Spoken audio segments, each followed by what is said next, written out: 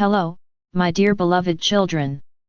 Continuing with my previous message, today we will look at another example, when a person who is suspicious, purely materialistic, distrustful, and dishonest expects the same from others.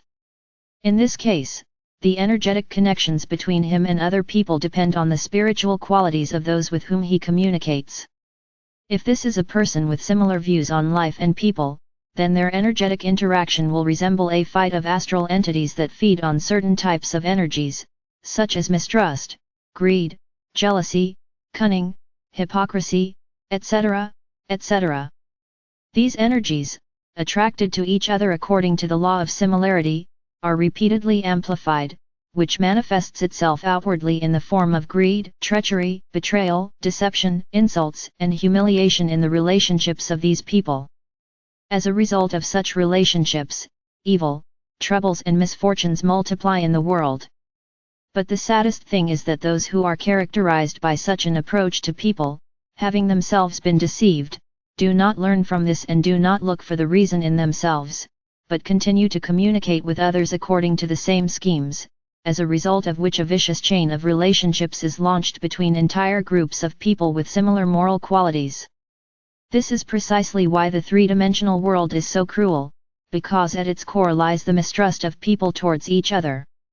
Unfortunately, this has become the norm not only among low-vibration beings, for whom low-vibration energies are native and desirable, but also among many pure human souls who have been burned more than once while communicating with such beings. Gradually, this mistrust became imprinted in the deep memory of many people who, from incarnation to incarnation, encountered similar situations, as a result of which the fear of being deceived firmly settled in them.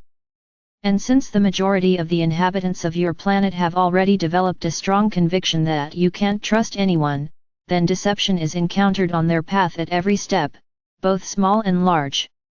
So what should you do, my dear ones, to find a reasonable balance in your relationships with other people?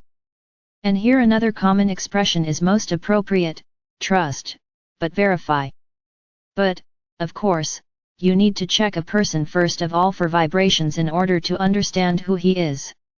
If a person vibrates no lower than the fifth chakra, then most likely this is a pure human soul, from which nothing bad should be expected.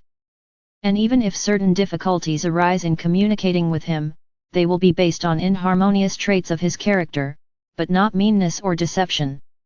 Surely each of you can find many examples from your life when you encountered major or minor troubles as a result of communicating with other people.